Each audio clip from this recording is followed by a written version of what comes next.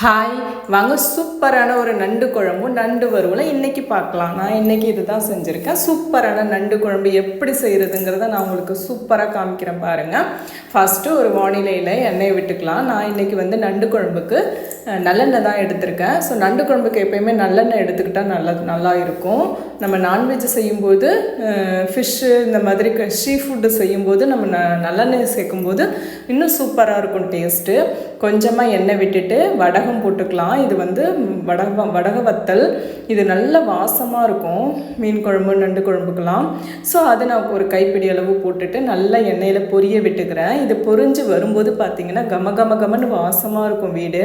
So அந்த அளவுக்கு நல்லா டேஸ்ட்டாகவும் இருக்கும். அதுக்கப்புறம் ஆனியன் கட் பண்ணி வச்சுருக்கேன். வெங்காயத்தை நல்லா சாப்பாக கட் பண்ணி அதில் போட்டுக்கலாம். வெங்காயம் போட்டுட்டு அதையும் நல்லா வதக்கி விட்டுக்கலாம். இது நல்லா வதங்கி வரணும். சூப்பராக ரெடி ஆகிட்டுருக்கு பாருங்கள். நல்லா குட்டி குட்டியாக கட் பண்ணி போட்டுருங்க. நண்டு குழம்பு நல்ல ஒரு டேஸ்ட்டாக இருக்கும். நீங்கள் சாப்பிட்றதுக்கு நல்லாவே இருக்கும். ஸோ அதனால் அதை நல்லா வதக்கி விட்டுக்கோங்க. அதிலே கொஞ்சம் தக்காளியும் பட்டுடுச்சு, பரவாயில்லன்னு சொல்லிவிட்டு அதையும் போட்டு நல்லா வதக்கிட்டுருக்கேன். பசங்க எல்லாருமே சாப்பிட்லாம். சளி பிடிச்சிருந்துச்சுன்னா ஒரு டைம் டக்குன்னு நண்டு குழம்பு வச்சு கொடுத்திங்கன்னா சளி பறந்து ஓடி போயிடும். நம்ம எப்போயுமே மெடிக்கலில் போய் மருந்து வாங்கி சாப்பிட்றத விட நண்டை இடித்து சூப்பு வச்சு கொடுக்கலாம், ரசம் வச்சு கொடுக்கலாம். அதுக்கப்புறம் நான் தக்காளியை ஆட் பண்ணிக்கிறேன். தக்காளியை ஆட் பண்ணிவிட்டு அதையுமே நல்லா சுருளை வதக்க விடணும், நல்லா வதங்கணும். இது வடகத்தினுடைய கலர் தான் கருப்பு பிளாக்காக இருக்குது. ஸோ அது வாசமாக இருக்கும். வடகம் நம்ம வீடுகளிலே செஞ்சு வச்சுக்கிறது ரொம்ப நல்லது. நான் மீன் குழம்பு நண்டு குழம்புக்கு வடகம் போடுறதுக்காக. அடுத்து 2 பச்சை மிளகாய் போட்டுக்கிறேன்.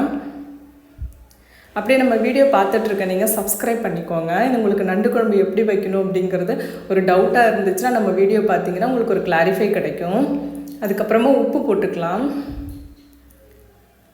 இதில் உப்பை ஆட் பண்ணிவிட்டு நம்ம எப்போயுமே ஆனியன் தக்காளி போடும்போது கொஞ்சம் உப்பு சேர்த்தோன்னா நல்லா வதங்கி வரும். இது எல்லாருக்குமே தெரிஞ்ச ஒரு விஷயந்தான். ஸோ அதையும் நான் சொல்லிக்கிறேன்.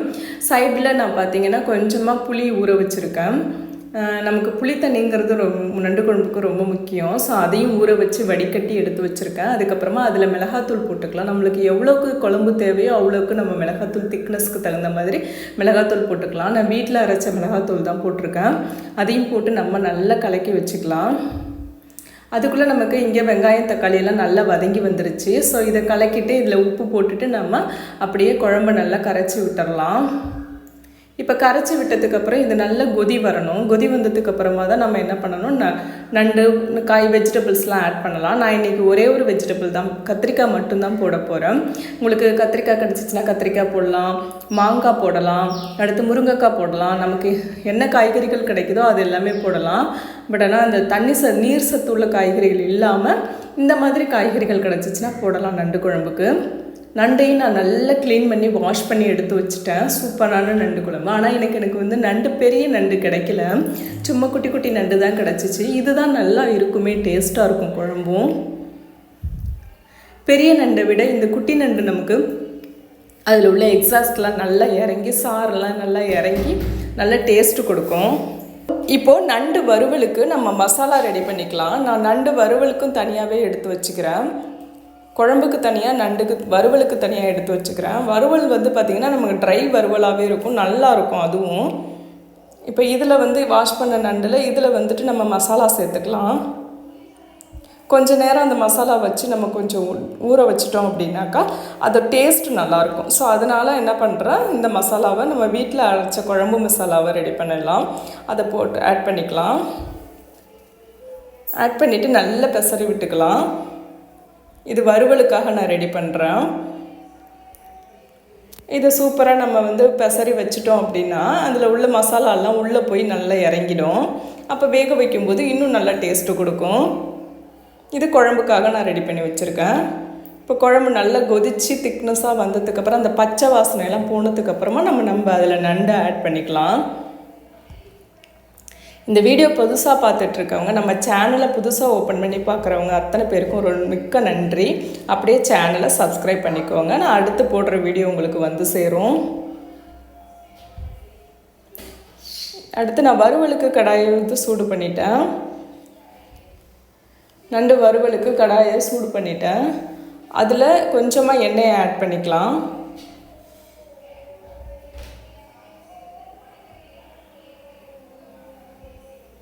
இங்கே பாருங்கள், சைடில் குழம்பும் நல்லா கொதிச்சு வந்துருச்சு.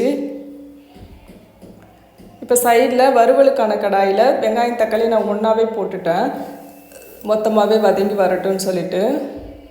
வெங்காயம் தக்காளி நல்லா வதக்கிக்கலாம். வேணால் நீங்கள் கருவேப்பிலை ஆட் பண்ணிக்கலாம். நான் கருவேப்பிலை இன்றைக்கி போடலை. கருவேப்பிலை போட்டிங்க அப்படின்னாக்கா அந்த வாசனை நல்லாயிருக்கும், இந்த ஸ்மெல் இல்லாமல் நல்லாயிருக்கும், நண்டில் உள்ள ஸ்மெல் இல்லாமல் நல்லா வரும். நான் இன்றைக்கி ஆனால் ஆட் பண்ணலை. உங்களுக்கு கிடச்சிச்சின்னா நீங்கள் போட்டுக்கோங்க. உப்பு ஆட் பண்ணிக்கலாம். உப்பு போட்டுட்டு அதுக்கப்புறமா வெங்காயம் தக்காளியை நல்லா வதக்கி விட்டுக்கலாம். இப்போ சைடில் குழம்பும் ரெடி ஆகிடுச்சு. இது நல்லா கொதித்து நல்லா வந்துருச்சு. இப்போ நம்ம குழம்புக்குள்ளே நண்டையும் நம்ம அதில் ஆட் பண்ணிக்கலாம். இப்போ இந்த மசாலாவும் ரெடி பண்ணி வச்சுட்டேன். இது பாருங்கள், இது நல்லா வெங்காயம் தக்காளி வதங்கி வரட்டும். அதுக்கப்புறமா நம்ம நண்டை ஆட் பண்ணிக்கலாம். இப்போ தேங்காய் நான் அரைச்சி வச்சுருந்தேன், அந்த தேங்காவை நான் குழம்புல ஆட் பண்ணிக்கிறேன். தேங்காவும் பெருஞ்சீரகமும் சேர்த்து நல்லா ஃபைன் பேஸ்ட்டாக அரைச்சி வச்சுருந்தேன், அதை குழம்புல நம்ம இப்போ போட்டுக்கலாம். இது ரெண்டுமே சேர்ந்து நல்லா குழம்பு கொதித்து வரணும். தேங்காவோட ஃப்ளேவரோடு சேர்ந்து நல்லா கொதித்து வரணும். அப்போ தான் நண்டு குழம்பு செம்ம டேஸ்ட்டாக இருக்கும். பாருங்கள், சூப்பராக கொதித்து வந்துட்டுருக்கு. நெக்ஸ்ட்டு நம்மளுக்கு வறுவலுக்கும் ரெடி ஆகிட்டுருக்கு. அங்கே பக்கத்துலேயே நமக்கு வறுவலுக்கும் ரெடி ஆகிட்டுருக்கு. வெங்காயம் தக்காளி எல்லாம் வதங்கிட்டுருக்கு. உங்களுக்கு எவ்வளோ தேவையோ அவ்வளோ வெங்காயம் போட்டுக்கலாம். நான் இன்றைக்கி கொஞ்சமாக தான் போட்டிருக்கேன், ஏன்னா நண்டு கொஞ்சமாக இருந்துச்சுன்னு சொல்லிட்டு. ஸோ இப்போ நம்ம நண்டை ஆட் பண்ணிக்கலாம். மசாலா போட்டு வச்சுருந்த நண்டை ஆட் பண்ணிக்கலாம். ரொம்ப குயிக்காக ரெடி ஆகிடும் நண்டு குழம்பு மட்டும், ஏன்னா சீக்கிரமாக வெந்துடும். இப்போ இது நல்லா பெரட்டி விட்டுட்டு நம்ம ஒரு மூடி போட்டு மூடி வச்சிடலாம். கொஞ்சமாக தண்ணியை தெளிச்சுட்டு மூடி போட்டு மூடி வச்சிட்டோம் அப்படின்னாக்கா அந்த ஃப்ளேவரோடு சூப்பராக வெந்து வரும். ஸோ அதனால் இதை நான் மூடி போட்டு இப்போ மூடி வச்சிட்றேன். இதை மூடி போட்டாச்சு. அதுக்கப்புறமா இப்போ நண்டு குழம்பு பார்த்திங்கன்னா கொதித்து வந்துட்டு தேங்காயெலாம் நல்லா வெந்து வந்துடுச்சு.